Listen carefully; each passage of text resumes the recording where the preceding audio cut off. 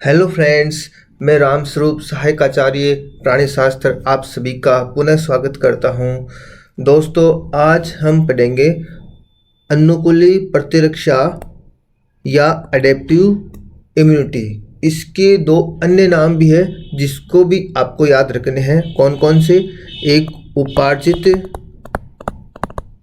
प्रतिरक्षा और दूसरा विशिष्ट प्रतिरक्षा, स्पेसिफिक प्रतिरक्षा। इंग्लिश में एक नाम और है एक्वायर्ड इम्यूनिटी। ये आपको नाम भी याद रखने हैं। देखते हैं इसकी परिभाषा। हम देखते हैं, किसी जीव विशिष्ट द्वारा जीव काल के दौरान संक्रमण के विरुद्ध पूर्व अनुभव के आधार पर प्राप्त की गई प्रतिरक्षा अनुकूली प्रतिरक्षा अथवा उपार्जित प्रतिरक्षा कहलाती है। एकदम सिंपल परिभाषा है। हम हमारे जीवन काल के दौरान किसी भी संक्रमण के विरुद्ध प्रतिरक्षा प्राप्त कर लेते हैं, अनुकूलित हो जाते हैं उसके विरुद्ध। इसी को हम क्या कहते हैं? अनुकूली प्रतिरक्षा कहते हैं। लिम्फोसाइट्स व इनके उत्पादों द्वारा यह प्रतिरक्षा संपन्न की जाती है। यह प्रतिरक्षा किसके द्वारा संपन्न की जाती है? लिम्फोसाइट्स कोशिकाओं के द्वारा। जो कौन कौन सी है? बी कोशिकाएं या बी लिम्फोसाइट और टी लिम्फोसाइट या टी सेल्स। ये बी सेल्स और टी सेल्स इस प्रतिरक्षा तंत्र को संपन्न करती है। इस प्रतिरक्षा तंत्र के मुख्य लक्षण हम देखेंगे। इस वीडियो में हम इनके मुख्य लक्षणों का अध्ययन करेंगे। पहला इसका मुख्य लक्षण है विशिष्टता व विविधता। विशिष्टता की बात करें, स्पेसिफिसिटी की बात करें, अनुकूली प्रतिरक्षा प्रत्येक बाह्य एंटीजन के प्रति विशिष्ट प्रतिक्रिया प्रदर्शित करती है। शुरुआत में हम यहाँ से लिख सकते हैं, अनुकूली प्रतिरक्षा प्रत्येक बाह्य एंटीजन। बाह्य शब्द यूज करना जरूरी है क्योंकि स्वयं का प्रतिजन है उसके विरुद्ध हमारा प्रतिरक्षा तंत्र क्रिया नहीं करता है, बाह्य प्रतिजन के विरुद्ध प्रतिक्रिया करता है। ये विशिष्टता कहलाती है। इसको समझने से पहले हम कुछ चीज़ें देखते हैं। प्रतिजन की हम बात करते हैं। प्रतिजन क्या होता है? कोई भी बाह्य फॉरेन पार्टिकल या अणु होता है जो हमारी बॉडी के अंदर संक्रमण पैदा कर सकता है। उसके ऊपर एक एपिटोप पाया जाता है। उस एपिटोप को कौन पहचानता है? हमारी बॉडी के अंदर, शरीर के अंदर लिम्फोसाइट्स पाई जाती है। लिम्फोसाइट्स के ऊपर रिसेप्टर पाए जाते हैं, ग्राही पाए जाते हैं, जिसके द्वारा उसकी पहचान होती है। ये चीज़ आपको ध्यान रखनी है। इसको समझने के लिए एक थ्योरी दी गई थी जिसको हम कहते हैं क्लोनल सिलेक्शन। जिसको हम क्या कहते हैं? Clonal selection. 1957 में दी गई थी। किसके द्वारा? मैकफार्लेन बुर्नेट के द्वारा। कभी कभी ये एग्जाम में पूछ सकते हैं, छोटे क्वेश्चनों में आप इसको याद रख सकते हो। ये क्या होती है? इसको समझने से पहले हम कुछ चीज़ें जानते हैं। प्रत्येक लिम्फोसाइट, हमारी बॉडी में पाई जाने वाली प्रत्येक लिम्फोसाइट कोशिका के ऊपर विशिष्ट प्रकार के ग्राही पाए जाते हैं। ग्राही का मतलब वो ग्रहण करते हैं। किसको? एंटीजन को ग्रहण करते हैं, एंटीजन से संपर्क बनाते हैं, जो विभिन्न एपिटोप की पहचान करने में सक्षम होते हैं। एपिटोप क्या होते हैं? एंटीजन के वो पार्ट होते हैं जो ग्राही से जुड़ते हैं। लिम्फोसाइट के क्लोन बनाए जाते हैं। लिम्फोसाइट के क्लोन मतलब बहुत संख्या में समान प्रकार के लिम्फोसाइट्स का उत्पादन किया जाता है, जो एंटीजन विशिष्ट होते हैं, जो उस एंटीजन के प्रति विशिष्ट होते हैं। यानी प्रत्येक एंटीजन के विरुद्ध विभिन्न प्रकार के लिम्फोसाइट बनाए जाते हैं जो अलग अलग एंटीजन के लिए स्पेसिफिक होते हैं, विशिष्ट होते हैं। इनका विकास एंटीजन के एक्सपोज से पहले व स्वतंत्र रूप से होता है। पहले ही हमारी बॉडी में विभिन्न प्रकार की लिम्फोसाइट्स पाई जाती है जो अलग अलग प्रकार के एंटीजन से क्रिया करती है। एंटीजन पहले से ही मौजूद लिम्फोसाइट्स के एंटीजन्स विशिष्ट क्लोन से जुड़ता है। यानी लिम्फोसाइट्स के बहुत प्रकार के क्लोन बन जाते हैं, उसमें उस प्रकार से जुड़ता है जो उस एंटीजन के लिए विशिष्ट होता है। स्तंभ कोशिकाओं की हम बात करें, स्तंभ कोशिकाएं वही कोशिकाएं होती है जो खुद के जैसी कोशिकाओं का निर्माण कर लेती है, साथ में कुछ ऐसी कोशिकाओं का निर्माण करती है जो अलग अलग प्रकार की, आगे चलकर अलग अलग प्रकार की कोशिकाओं का निर्माण करती है। स्तंभ कोशिकाओं से किसका निर्माण होता है? ऐसी कोशिकाओं का निर्माण होता है जो आगे चलकर विभिन्न प्रकार की कोशिकाओं का निर्माण करते हैं। यहाँ पर हम बात करें लिम्फोसाइट कोशिकाओं का निर्माण कैसे होता है। लिम्फोसाइट कोशिकाओं का निर्माण लिम्फोइड पूर्ववर्ती कोशिकाओं से होता है। विभेदन की प्रारंभिक अवस्थाओं में लिम्फोइड पूर्ववर्ती कोशिकाओं से किसका निर्माण होता है? आगे चलकर लिम्फोसाइट कोशिकाओं का निर्माण होता है। यह अनिर्धारित प्रकार की कोशिकाएं होती है। इनसे पहले विभिन्न प्रकार की अपरिपक्व लिम्फोसाइट कोशिकाओं का निर्माण होता है, जिसमें से कुछ ऐसी कोशिकाएं होती है जिनको हमारा प्रतिरक्ष तंत्र क्या कर देता है? नष्ट कर देता है। क्यों? क्योंकि वो हमारे प्रतिरक्ष तंत्र के विरुद्ध प्रतिक्रिया प्रदर्शित कर सकती है।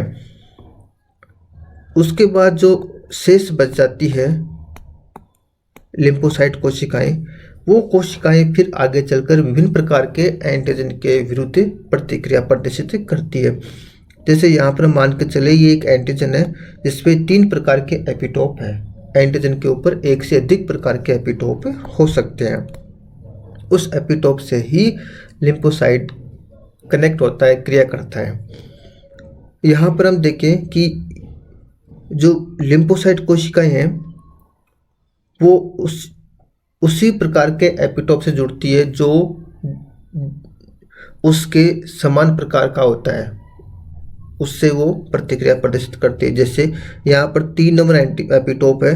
3 नंबर एपिटोप से कौन सी लिम्फोसाइट कनेक्ट करेगी? जिसके ऊपर उस विशिष्ट एपिटोप के लिए ग्राही पाए जाते हैं, रिसेप्टर पाए जाते हैं, उसी से वो क्रिया करती है और क्रिया करके विशिष्ट प्रकार की एंटीबॉडी का निर्माण करती है, जो एंटीबॉडी उसी एपिटोप से जाकर जुड़ेगी। जैसे यहाँ पर 3 प्रकार के एपिटोप है, 3, 4, 7। तो फिर इसके हिसाब से बॉडी में पाए जाने वाली लिम्फोसाइट कोशिकाएं अलग अलग प्रकार से इनसे जुड़कर अलग अलग प्रकार की एंटीबॉडी का निर्माण करती है। जैसे यहाँ पर 3 नंबर एपिटोप से जुड़ने वाली एंटीबॉडी, 4 नंबर एपिटोप से जुड़ने वाली एंटीबॉडी और 7 नंबर एपिटोप से जुड़ने वाली एंटीबॉडी। कहने का तात्पर्य यह है कि इस प्रकार के क्लोनल सिलेक्शन से किसी भी प्रकार के एंटीजन के विरुद्ध विशिष्ट प्रकार की एंटीबॉडी का निर्माण किया जा सकता है। इसी को हम क्या कहते हैं? क्लोनल सिलेक्शन कहते हैं। बी कोशिकाएं किसका निर्माण करती है? एंटीबॉडी का निर्माण करती है, ये आप ध्यान रख सकते हो। और टी कोशिकाएं साइटोकाइंस का निर्माण करती है। एक लिम्फोसाइट 10⁻7 से लेकर 10⁻9 तक विभिन्न प्रकार के एंटीजन एपिटोप की पहचान कर सकता है। यानी एक लिम्फोसाइट के ऊपर इतने ग्राही पाए जाते हैं, इतने विशिष्ट, इतने विभिन्न प्रकार के ग्राही पाए जाते हैं जो कई प्रकार के एपिटोप्स की पहचान कर सकते हैं। यह लिम्फोसाइट की विविधता के गुण को प्रदर्शित करती है। यानी विशिष्टता और विविधता दोनों यहाँ पर आ गई है। दूसरा हम गुण देखते हैं, स्मृति। उपार्जित प्रतिरक्षा का यह गुण तंत्रिका तंत्र के साथ जुड़ा रहता है। यह एक इस प्रकार की क्षमता है जिसमें किसी ऐसे रोगजनक या एंटीजन कह सकते हो जिनका पूर्व में संक्रमण हो चुका हो, पुनः संक्रमण होने पर प्रतिक्रिया पहले की तुलना में अधिक तीव्र व प्रभावशाली होती है। अर्थात एंटीजन की स्मृति उपार्जित प्रतिरक्षा में संग्रह कर ले जाती है। ये एक मेमोरी का गुण है अनुकूली प्रतिरक्षा का। एक बार किसी चीज़ का संक्रमण हो जाता है, उसके बाद पुनः जब उसका संक्रमण हो तो हमारी बॉडी पहले ही पहचान कर लेती है कि ये वाला एंटीजन पहले आ चुका है और इसके विरुद्ध हमने ये एंटीबॉडी पहले से बना रखी है। तो उन्हीं एंटीबॉडी को फिर तीव्र प्रभाव से, तीव्र गति से और अधिक एंटीबॉडी का निर्माण करना शुरू कर देता है। यानी वो हैबिचुअल हो जाता है उस चीज़ के लिए कि हाँ ठीक है, इसका तो हम सामना कर लेंगे, पहले आ चुका है, हमें पता है कि ये क्या क्या करेगा, क्या नहीं करेगा। अगला गुण देखते हैं हम, स्व व बाह्य के बीच पहचान, यानी कौन सा एंटीजन अपना खुद का है बॉडी का, कौन सा एंटीजन बाह्य है, उसके प्रति प्रतिरक्षा तंत्र में, उपार्जित प्रतिरक्षा तंत्र में क्षमता पाई जाती है, गुण पाए जाते हैं। उपार्जित प्रतिरक्षा में शरीर के सामान्य अणुओं, जिनको हम सेल कहते हैं, वह बाहरी अणुओं के बीच पहचान करने की क्षमता पाई जाती है।